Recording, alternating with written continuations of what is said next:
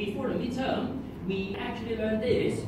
We have used a single quote or a double quote, and they work the same, no problem. So double quote is a piece of text, single quote is a piece of text, no problem. And so why do you put these three together now? Because you have used a lot of text, but you don't really know that a piece of text is just similar to lists and similar to tuples. In what way? You understand lists and tuples are a collection of stuff, collection of items. So this is just a collection of letters, or maybe try to be more general, it's a collection of symbols. Okay, so a string is a collection of symbols. So it is a collection of three things, O, M, G. So if you want to force yourself to write the same thing using a tuple, you can try to write it like this. It's a collection of O and M and G. So it will be more or less the same idea. I have a collection of three letters O and M and G. I have a collection of three letters O and M and G. So this is the tuple. And then similarly, oh yeah, that means I can do a list version, which is like an O and N and M and then and the G, like that. Right? So I am telling you that these are kind of like similar. They are all collection of items, but these two are written in a very similar way. There is like parenthesis or bracket and closing the things separated by commas. It is the same, but this one is different. You just use double quote and then close the things inside. But in fact, they are similar. So why is it different? So for example, for the list case, I can use a bracket, put an index inside 0, and then that will point to O. Okay, so tuple, I can put a bracket inside 0, point to O. And then similarly here, I can put C, which is the string, 0, point to O. So in a way, you can use this to do exactly the same thing over the three collections. So I can have an index pointing to this, have an index pointing to this, have an index pointing to this. Okay, so if the indexes are working, it's very likely that you have an expression. Oh, we have just learned slice notation. If the indexes are working, then slice locations must be working. Okay, so slice notation, no problem. So A, 1, and then maybe 3. Okay, this one, 1, 3. What is that? So this is going to give you MG. Okay, MG. So that means this one is going to give you a list extracted M and then G, like that. So extract this part of the list from here. So 1, 3, like this. Similarly, this one, 1, 3 is going to extract the tuple, which is M and G to you. And so if I set it like this, you already expect what I'm going to write over here. If I write C13, that means I will extract the string, so that will be M and G, like that. Okay? So it's kind of simple, really. So it's just like lists and tuples, we already know it very well because it's in the midterm, so we know it extremely well. So we are just trying to put this guy in as well. So if I put this guy in, you understand that they work the same way. Okay, so your next question is, so it's already strange to have lists and tuples to do one single purpose, but we have two things.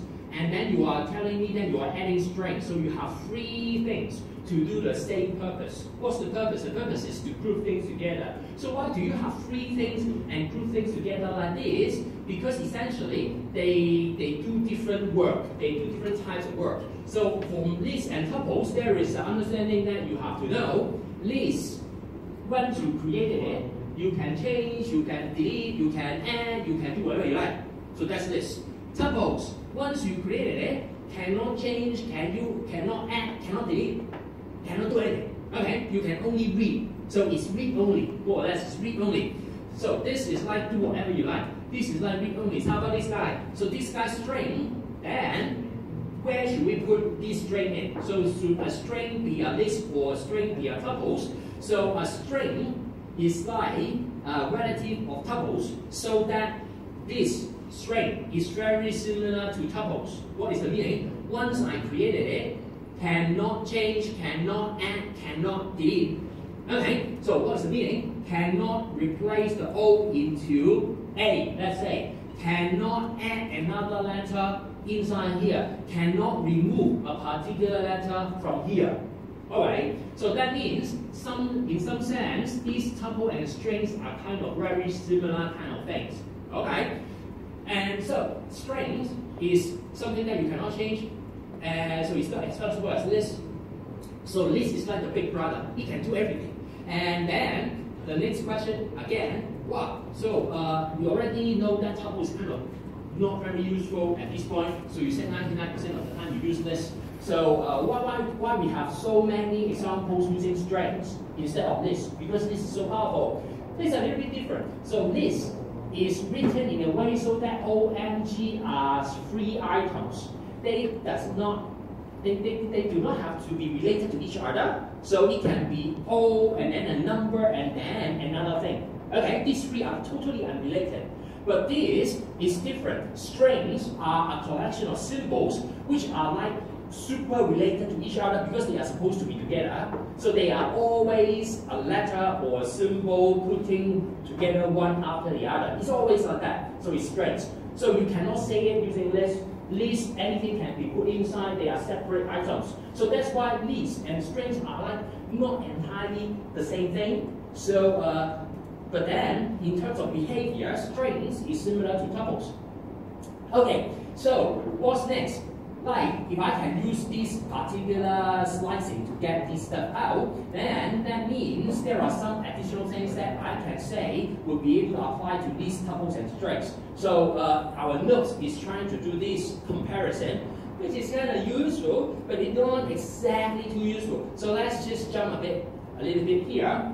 So reminder of handling lists. So there are lists for this, list, so many list stuff. And then this list, and then look at, hey, is there any new thing? No new things. So this is just a collection of things that you do with list, as well as this collection of things, particular for list. And this is just saying that a list is going to work with a while loop, with a for loop, and then you can use slice it. Okay, so these three slides, nothing new. They are talking about lists. Okay, and so you can see a couple of remarks. There is a remark saying that works for strings as well. And if we put a remark saying that it works for strings, so that means the other things are not working for strings. Okay, more or less like that. And it's very easy to guess why. So you don't create a string using square brackets, which is pretty obvious. And this one, change a particular item into another one. So you replace an item with another one. So as I said, strings behave like a tuple. You cannot grab a letter and then replace with another one. So for example, I cannot say C1 into like not M, it's right here. So like G, cannot change it to OGG. So I said, oh, C1G, cannot really do it. You cannot really change anything once you created it. So that means this is not working. So similarly, when you look at tuple, this is not working. So you just try to imagine, why is it not working? Because a string is not changeable. So you cannot change a string once it has been created. So cannot change, cannot insert, cannot remove. So there are some other stuff like you cannot append, and then cannot do this, cannot change. So this change, cannot change. And then you can use index. Somehow you can use index. And so cannot extend. Well, basically something that you know that it won't work. How about this? We have said that these three works for strings. Like while loop, it works for string.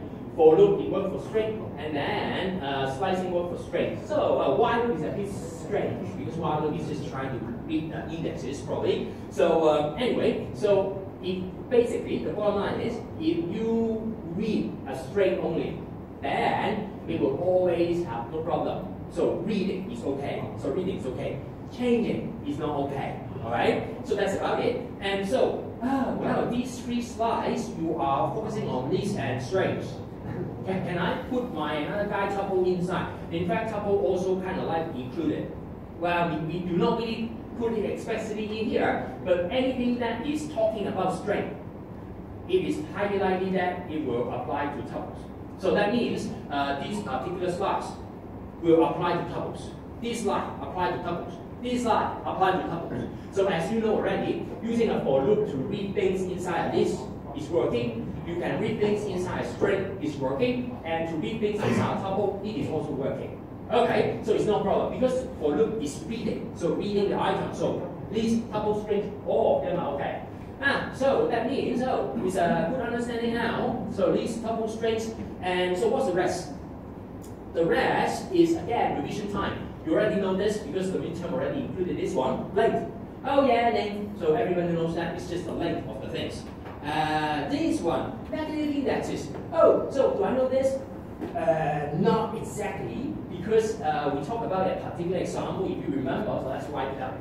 Why this, and put the example that you know very well before the midterm, which we do not really actually explain it in a good way, because we are just saying that it just works like that. So here, let's say, let's put a D here, and then if you have D, and then 4, and then -1, and then -1, and what is this going to give you? So what's that thing? So this thing is an example in the notes, so you should know really well. So this is the example, saying that I start from here, I go backward, so this is going backward. I start from here going backward, until this one. This is like trying to go out of the first one, because this one is excluded, I stop here. So that's the purpose. -1 means I try to go backward to the one outside of the first item. Because the one outside is excluded, I will stop at here. This is trying to reverse the least D. Okay, and at the time in the notes, we said that doesn't matter because you have a problem for negative. Okay, so here you go. What is the problem for negative? The problem, not exactly a problem. The kind of thing is, you can use positive indexes to read stuff from left to right. You can use negative indexes to read stuff from right to left. These negative indexes is only applicable to the collections idea. It works for this, it works for tuples, it works for strings. Okay, so what's the point? Why? So it's kind of easy. If you use positive indexes, you know that you always start from 0. So if I ask you, give me the second item, you can always write index 1 to give me the second item. But it is a little bit difficult to tell you, give me the second from the last item. So you look at this example, I know give me the second from the last item is 3, but let's say that the list given to you is something that you don't really know beforehand. So I don't know how many things are there, I don't know what's inside, I don't know anything. So if I ask you give me the second from the last item, then it may not be 3 because it may have like 10 items. If there are 20 items, then it is certainly not 3. 10 items, 20 items, not 3. So how can I know what is this? Then you may try to use length. Oh, length of the list minus 2, and this is the second from the last item, which is a little bit troublesome. You have to say length of the thing minus 2 to get it back. So that's why there is a feature. So that if you give me a negative index inside the bracket, I will start from the right hand side. So that means you ask me a question like, give me the last item of the list. Rather than using the length minus 1 to get it, you simply write -1. Give me the third from the last item, you simply write -3. Okay, so you understand why we have a positive version and a negative version. It's just that this one easily processes the data from the left hand side, this one easily processes the data from the right hand side, so it's an option. Okay, oh, so why is this one not working? Because it is not working when you look at the negative index. So we are saying that, okay, so let's start from 4. Not 4. So let's start from 5. So start from 5. And here, let's stop at 5. So why is it 5? Because negative 1 is really the last one. So let's stop at 5. Start at 5. Stop at 5. So because you know that this one is excluded, so that means you start at here, and then you stop at here, and then you say that this one is excluded. This whole thing is going to give you an empty result because 5 is excluded, so nothing is going to be returned to you. So that is what we said in the previous discussion in slide notation. So that's why it's not working, because negative 1 has a special meaning. If you write this in a range command, it is going to work. So I'm saying that if these 3 parameters is in a slice location like this, it won't work. If you write for -1 in a range command, it will work. Okay? Because -1 is not going to have a special meaning in the range command. the slice notation, this colon thing, it has a special meaning, so it won't work. Okay, maybe it's not that it won't work, but because the negative has a meaning, so it's going to give you these things differently. Okay, so let's give you an example to understand whether you know the things good enough. So there is like OMG here, and then it's like O, there is a space M, and then there is a space G. Oh yeah, so like something like that. Okay, so this is a string. How can I get, using slice notation, how can I get the abbreviation? How can I get O, M, G from here using slice notation? The simplest way. So give me the simplest way to get O, M, G from here using this one. Anyone? So this is like deformator actually. So it's pretty easy, should be. So any easy way to get O, M, G, extract O, M, G using slice notation. There is a very simple way to do it. Yes, over there. Nothing in the first one. Free in the last one. Free in the last one. Okay, so let's see. So starting from the first one, so ending at the last one, so free. O, and then jump 1, 2, 3, M, jump 1, 2, 3, G. Okay, working. So it is nothing, 3. Then that will give me back OMG. Alright, so another question. The question is, I'm not interested in OMG. I am interested in GMO. So is there the simplest way to do it? So let's say you don't know how long is the list. So I know you know how long, but let's say you don't know. Okay, over there. The first bracket is negative, and then bracket, and then the last one is negative. Okay, done. Finish. So it's negative 3. Why is it negative 3? Because we start from the last thing. So this is negative 3. This is negative 3. Starting from negative 3, because I go backward. Well, originally when I go forward it's 3. So now I go backward must be negative 3. Done. Finish. So this is a very simple way. Negative 3, negative 3. You omit this one. Because if I don't give it like this, if I go backward, if I don't give anything, it will go back to the start. Okay, so it's negative 3, nothing negative 3. Okay, so now you see, it's kind of easy, because I don't need to know the length of the text, I can just go back from here, from the last, to find the last, the first from the last letter, or the first from the last item of these particular things. So it's negative 3, just write down like this. Okay, so, and that's it. Well, what's next? So it's like 6 minutes left. This skip. So this is just skip. Just slice notation. Skip. Right? It's just the same thing. Skip. This is already said that cannot change. All right. So string cannot change. Whatever you do cannot change. So that's what we are saying. Okay. So last slide. Two operators plus operator, multiply operator. So you should know this already, at least the plus, like this. So if I say, if I write ha and then plus ha, then what is the meaning? The meaning is you put HA at the start and then put another HA at the end, join them together, okay, ha, like that. So if I add them, that is ha. And this means concatenate. The word means concatenate, meaning that put the second one after the first one. Well, you already know this because you use this a lot of the time already. So this is working for string. As I said, this is actually some kind of like things that we discussed for lists, tuples, and strings.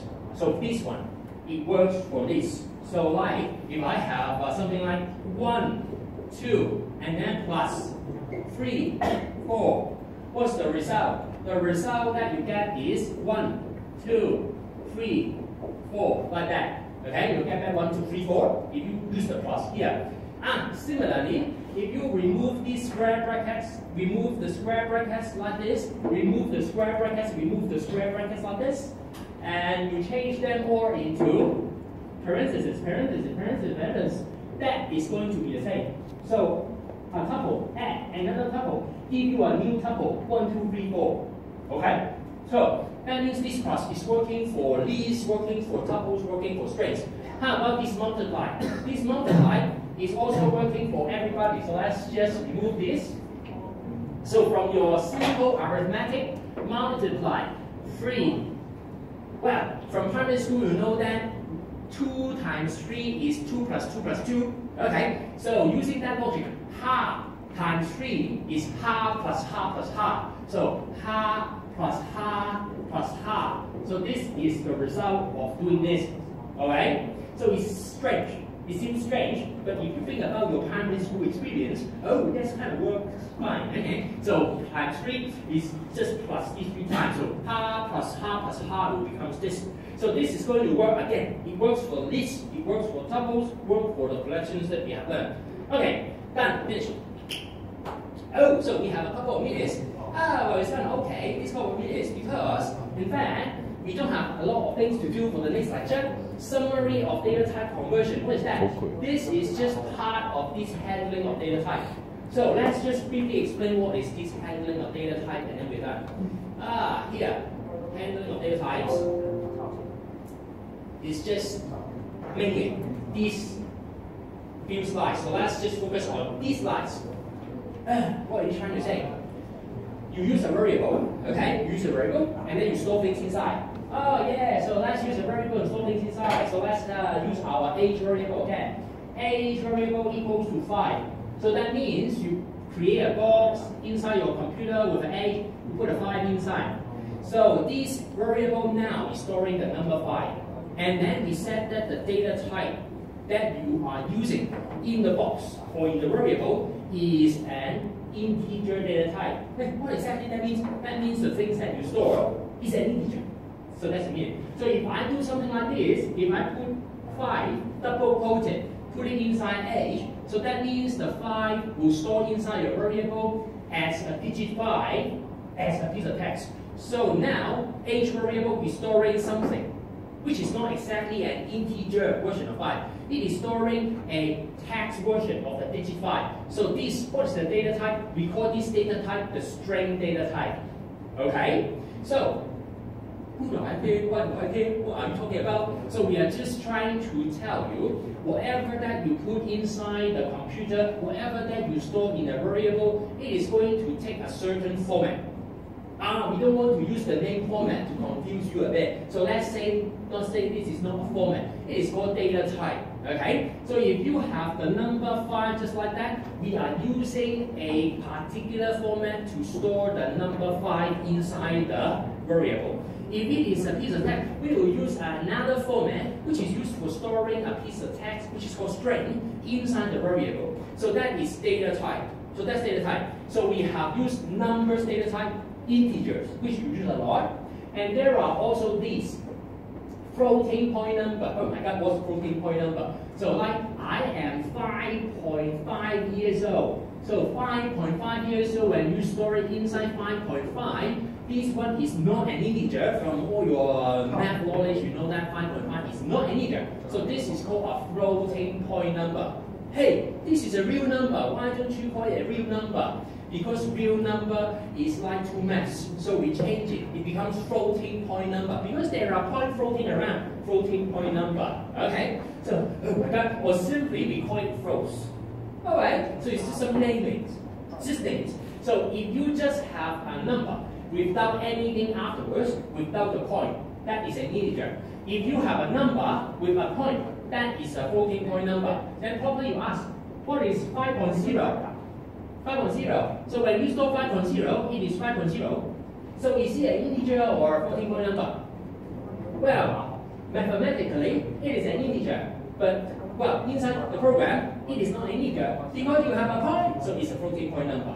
Okay? So somehow, when you talk about integer, that means you never have a fractional part. Never. Never. So once you write some fractional part, even though it's 0, floating point number.